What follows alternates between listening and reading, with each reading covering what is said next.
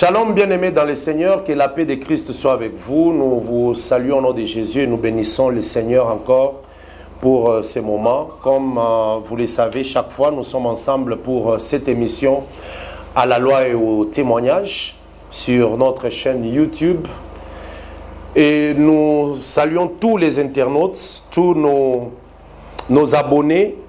Vous devenez nombreux de plus en plus et que la grâce du Seigneur soit avec vous. Nous sommes vraiment bénis parce que nous avons fini ces grands thèmes que nous avions commencé à exploiter depuis plusieurs mois sur le mystère de la création, le mystère sur la création.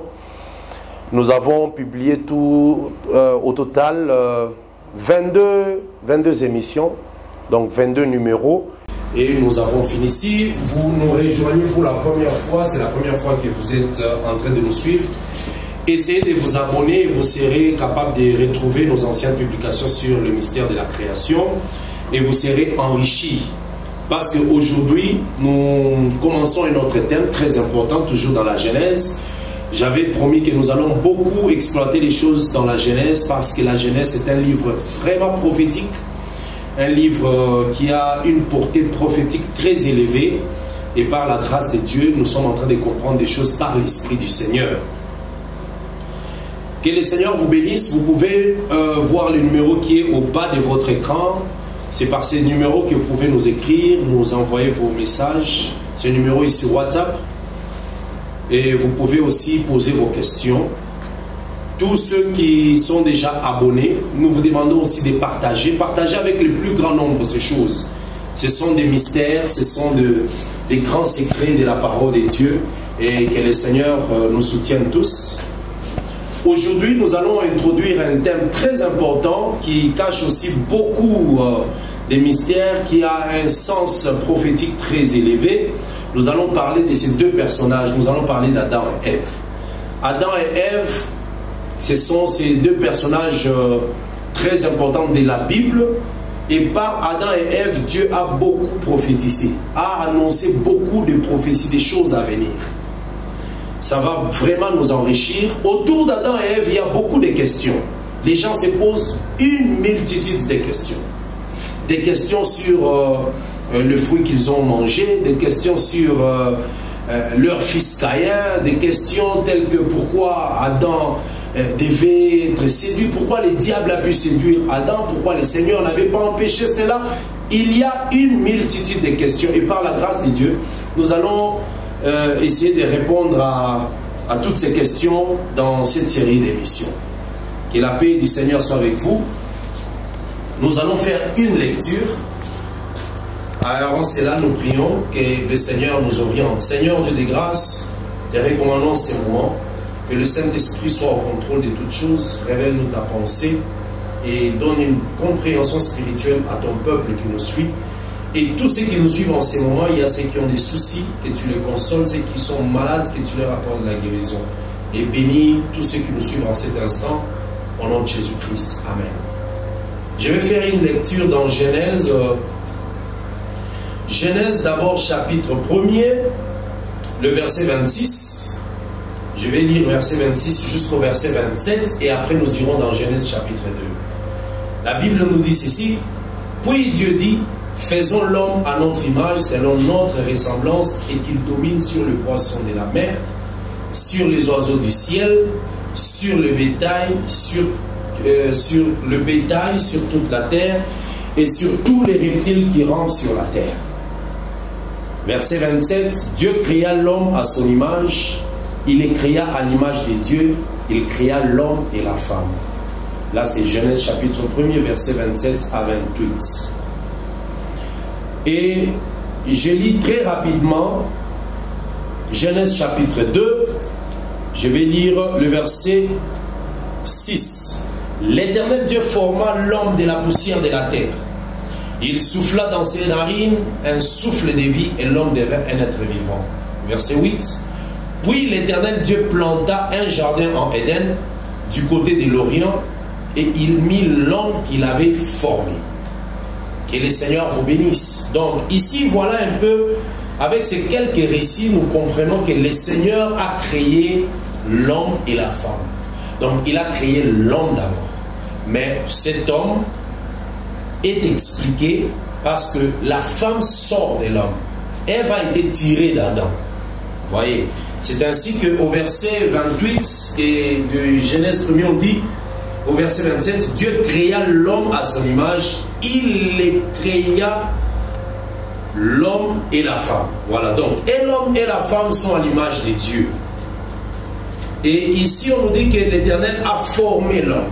Donc, il a créé et il a formé. Nous devons aussi expliquer ces choses. Dieu forma l'homme de la poussière de la terre. Il souffla dans ses narines un souffle de vie et l'homme devint un être vivant. Et après cela, Dieu plante un jardin à l'orient de l'Éden. Parce que l'Éden, c'était ça même la terre. L'Éden, c'est la terre. Là où Dieu avait mis tout ce qui était bon. L'Éden, c'est les lieux du délice. C'était un paradis. Il y avait des arbres, des plantes, des animaux, les cours d'eau, toutes ces choses. Dieu avait tout fait. C'est ça même l'Éden, c'est ça même la terre.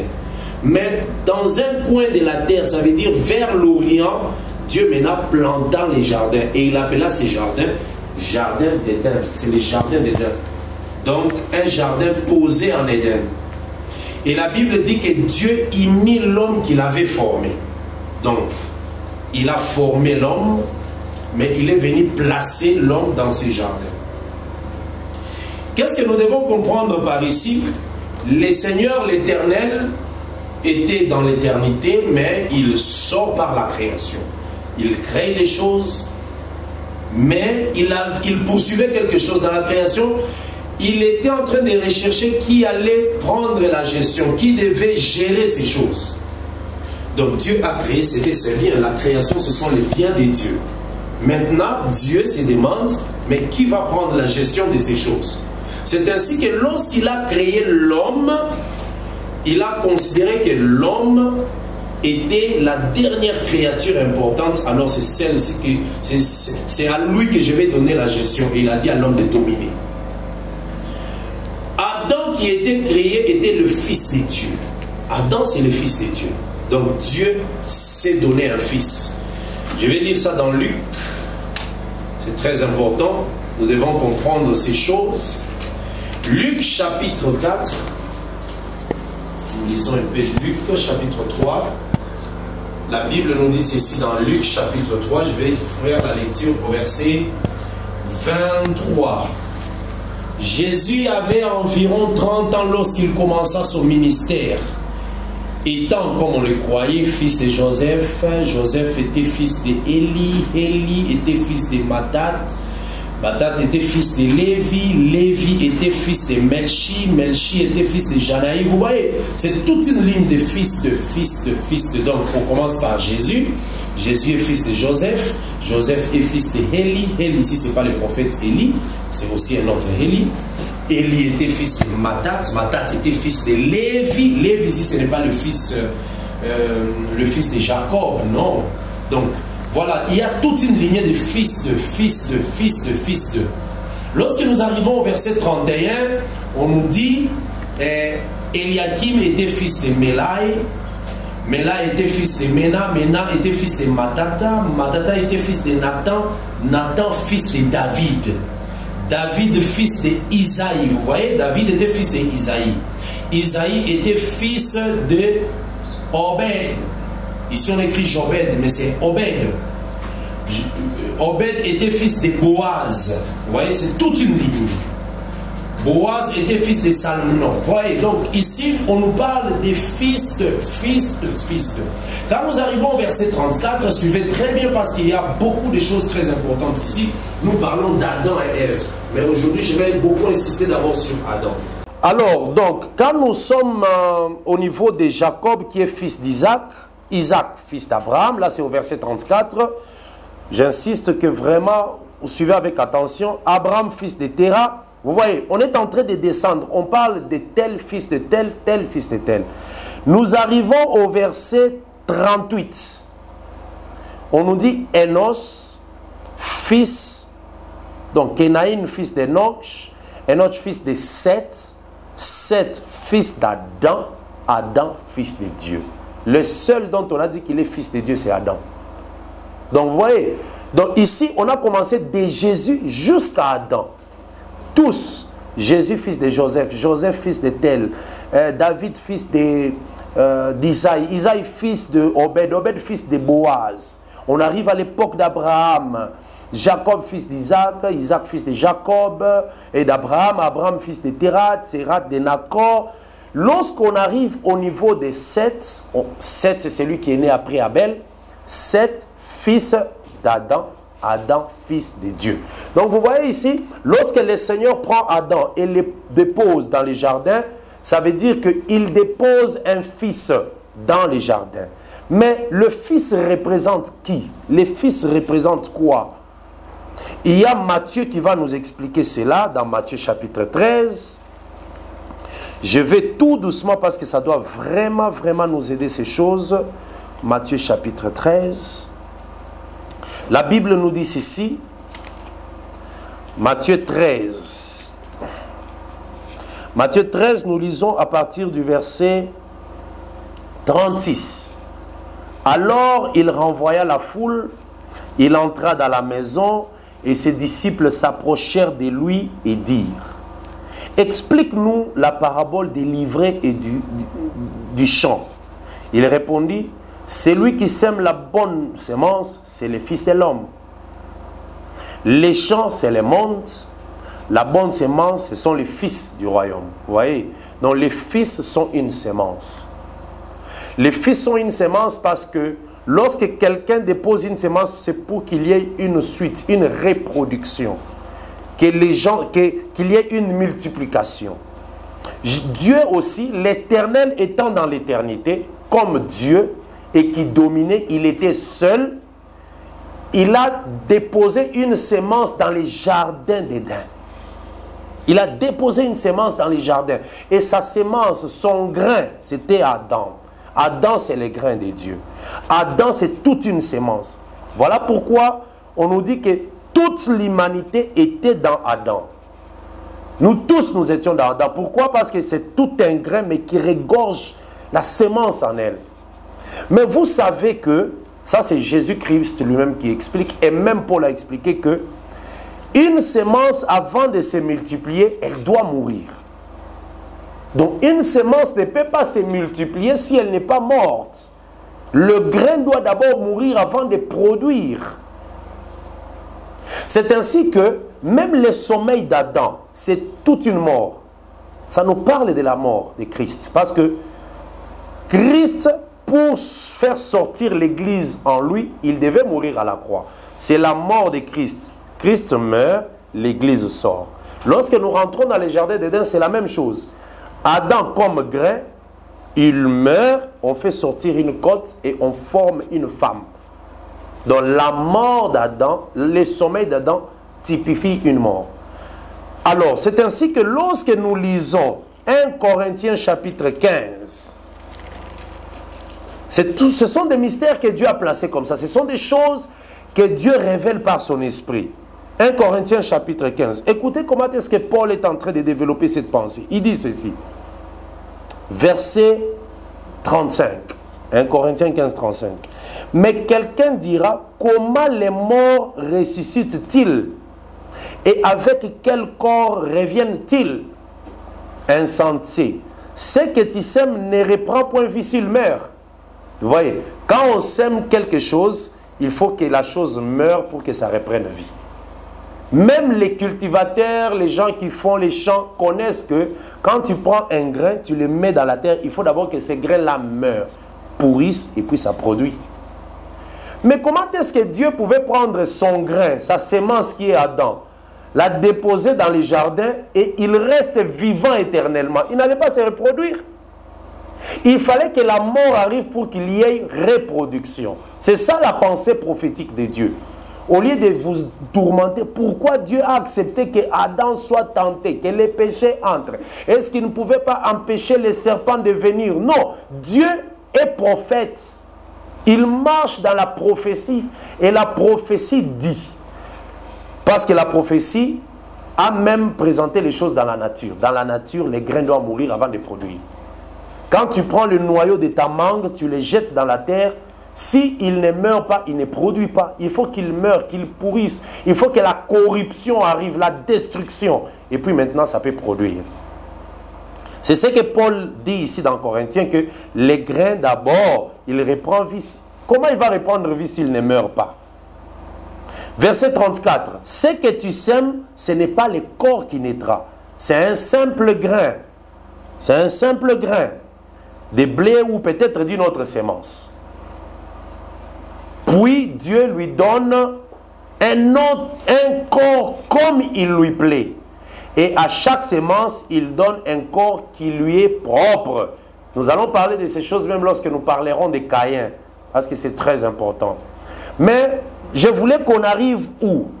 Ici, Paul est en train de parler des grains, des sémences, de la mort, de la résurrection. Mais regardez là où Paul arrive. Lorsqu'il arrive au verset 45, il dit, c'est pourquoi il est écrit, le premier homme Adam devint une âme vivante. Le dernier Adam est devenu un esprit. Pourquoi il vient parler d'Adam pendant qu'il parle des grains, des sémences et tout? Il parle d'Adam parce que Adam était une sémence. C'était un grain que Dieu a déposé sur la terre. Mais Dieu sait que lorsque je dépose un grain, ce grain doit d'abord mourir. Or, la mort d'Adam, c'est ça la chute dans le péché. Donc, Adam est tombé dans le péché parce que Dieu avait planifié que c'est un grain qui doit se reproduire. Et pour se reproduire, il doit d'abord mourir. Ce sont des choses très importantes. Le premier Adam tombe dans le péché afin qu'il y ait maintenant reproduction. Prenons l'exemple du second Adam, parce qu'ici on nous dit dans 1 Corinthiens 15 que le premier Adam est devenu un être vivant, mais le second Adam est un esprit vivifiant. Le second Adam, c'est qui? C'est Christ. Christ, Jésus, c'est lui le second Adam. Mais Christ aussi, quand il vient, s'il est second Adam, il doit être aussi un grain, une sémence que Dieu jette à terre, que Dieu dépose sur la terre. Lisons cela dans Jean chapitre 12. Jean chapitre 12. Je vais lire Jean chapitre 12. Le verset 20. Jean chapitre 12, verset 20. Quelques Grecs du nombre de ceux qui étaient montés pour adorer pendant la fête, les Grecs sont montés à Jérusalem pour adorer, s'adressèrent à Philippe de Bethsaïda en Galilée et lui dirent avec instance, Seigneur, nous voudrons voir Jésus. Ce sont les Grecs qui demandent de voir Jésus. Alors, le verset 22 nous dit, Philippe alla le dire à André. Je suis dans Jean 12, verset 22. Philippe alla le dire à André, puis André et Philippe le dirent à Jésus. Maintenant, le verset 23, Jésus leur répondit, l'heure est venue où le Fils de l'homme doit être glorifié. Vous voyez, Jésus, comme Fils de l'homme, il doit être glorifié. Maintenant, l'heure est arrivée. Il va expliquer comment est-ce qu'il va être glorifié. Il dit maintenant au verset 24, en vérité, je vous l'ai dit, si le grain de blé qui est tombé en terre ne meurt, il reste seul. Mais s'il meurt, il porte beaucoup de fruits. Vous voyez? Donc Jésus-Christ comme le grain qui est tombé à terre parce que Dieu l'a déposé sur la terre. Jésus-Christ est le grain que Dieu a déposé en terre. Jésus-Christ est le pain qui était au ciel mais qu'on a envoyé sur la terre. Vous voyez toutes ces choses-là. Jésus-Christ est l'eau des vies qui était au ciel mais qui est venu couler sur la terre. Donc vous voyez ces mouvements-là, c'est Dieu. Alors ici je ne parle pas du pain qui vient du ciel. Je ne parle pas de l'eau qui était partie au ciel et qui revient. Mais je parle du grain. Donc Dieu qui est au ciel avait le grain qu'il a jeté en terre. Le grain est venu sur la terre, a passé 30 ans. Il était seul.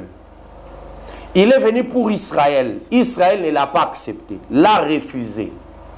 Ces grains-là doivent mourir pour qu'ils puissent se multiplier, pour qu'ils portent des fruits. C'est ainsi que Jésus est mort à la croix. Parce qu'il y a des gens qui se posent des questions. Comment est-ce qu'un fils de Dieu peut venir mourir? Et ceux qui exagèrent, qui disent, mais si vraiment il était Dieu, pourquoi il est mort? Oui, il est venu sous forme d'un grain. Il n'y a que la mort qui peut permettre la multiplication pour le grain. Ça, c'est pour le second Adam qui est Jésus. Le premier Adam aussi, qui était dans le jardin, ce n'est pas pour rien qu'on l'a déposé dans le jardin. Pourquoi Dieu a fait un jardin? Il pouvait faire une rivière, il dépose dans la rivière. Il pouvait faire un immeuble, il le dépose dans l'immeuble. Pourquoi il n'a pas déposé dans un arbre? Il le dépose dans un jardin parce que c'est un grain. Les jardins, c'est un champ. Vous voyez, c'est un jardin physique, mais qui a un sens spirituel. Voilà pourquoi il prend Adam, les dépose dans les jardins, sachant que c'est un grain, c'est une sémence que j'ai déposée. Mais la sémence doit passer par la mort. Voilà pourquoi Dieu a permis que le grain qui est Adam meure. Je vais aller même plus loin pour dire que Adam a été fait de la poussière de l'Éden, de la terre. Mais on est venu les déposer dans les jardins. Adam n'a pas été fait de la poussière du jardin, non. Dieu l'a fait avec la poussière de la terre et est venu les déposer dans les jardins. C'est très important. Pourquoi je dis cela? Parce que si Dieu avait pris la poussière du jardin, la terre qui était dans les jardins, et en fait Adam, Adam n'allait pas tomber. Adam n'allait pas mourir. Nous allons lire Genèse. Je rentre dans Genèse. Genèse, chapitre 2. Non, Genèse chapitre 3, là où l'Éternel juge d'ailleurs. Genèse chapitre 3. La Bible dit ceci. Verset 17, Genèse 3, 17.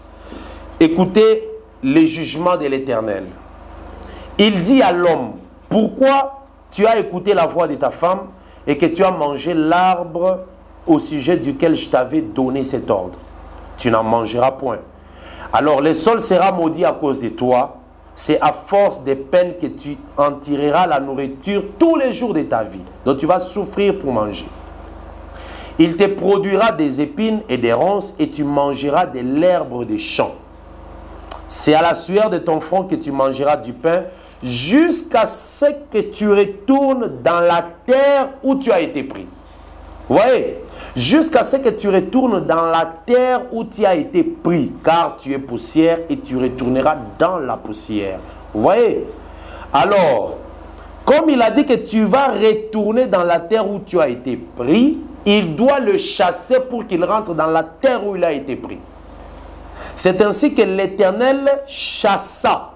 Vous voyez, j'ai lu le verset 23, Genèse 3, 23. Et l'Éternel Dieu le chassa du jardin d'Éden pour qu'il cultivât la terre où il avait été pris. Donc il n'a pas été pris de la terre du jardin. Parce qu'il doit aller cultiver la terre où il a été pris. La terre du jardin était différente de la terre du monde, de l'Éden. Alors, ici, nous comprenons que Dieu a formé Adam avec la poussière de la terre et est allé le déposer dans les jardins d'Éden qui avaient une autre terre. C'est ainsi que, comme il a péché, Dieu a dit que tu vas retourner dans la terre où tu avais été tiré. C'est dans cette terre-là que tu vas les cultiver.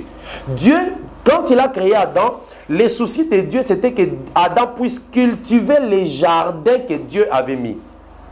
Comme Adam a péché, a désobéi, il ne peut plus cultiver la terre du jardin. Il va aller cultiver la terre de la terre du monde, la terre de l'Éden, pas la terre du jardin.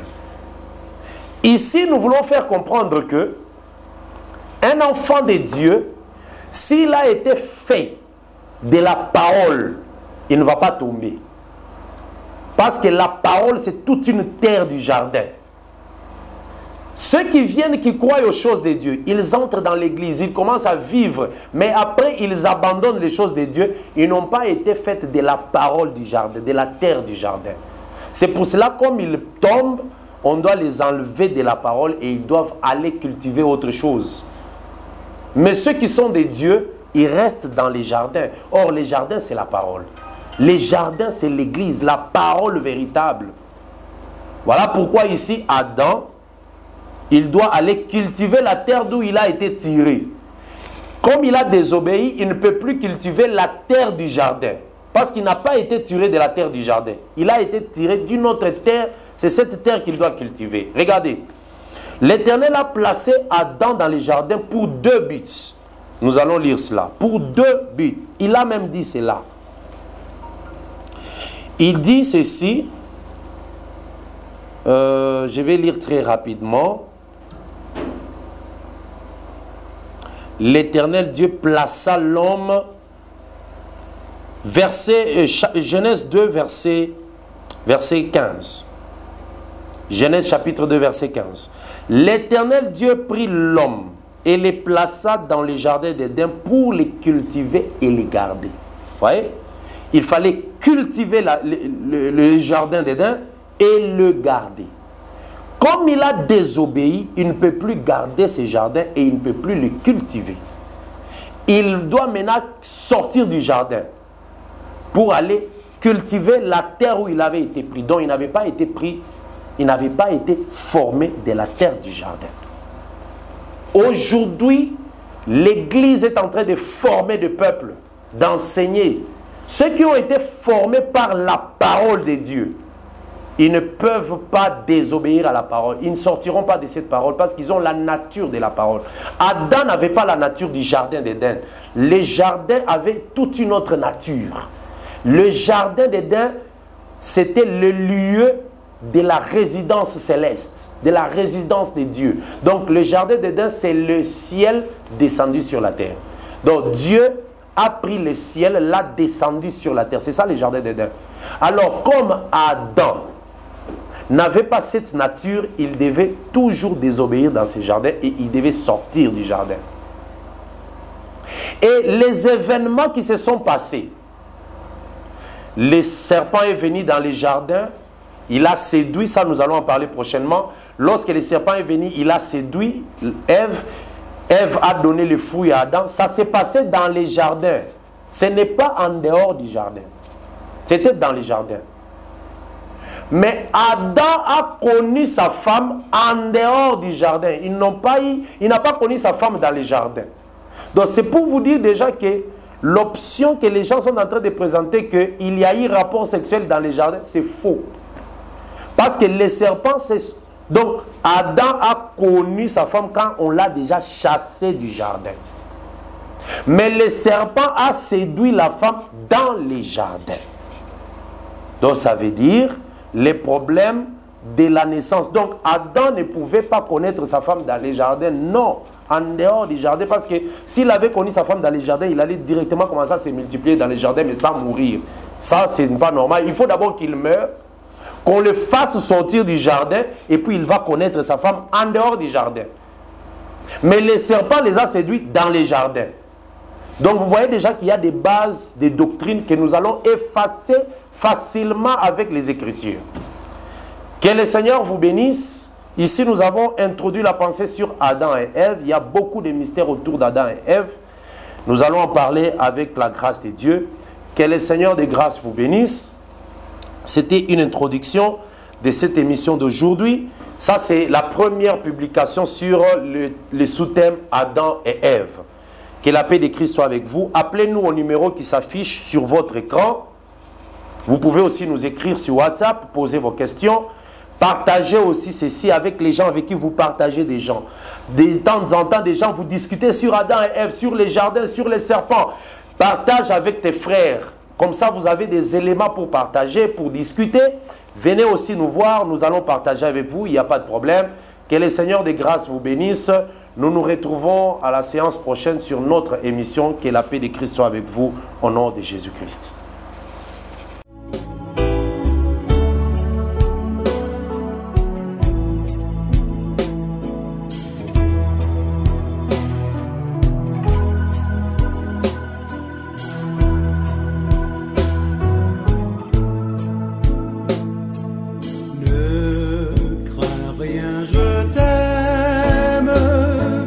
Je suis avec toi.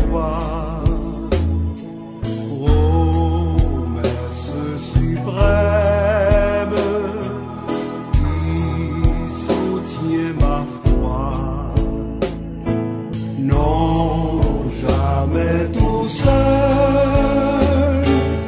non, jamais tout seul. Jésus mon sauveur me garde.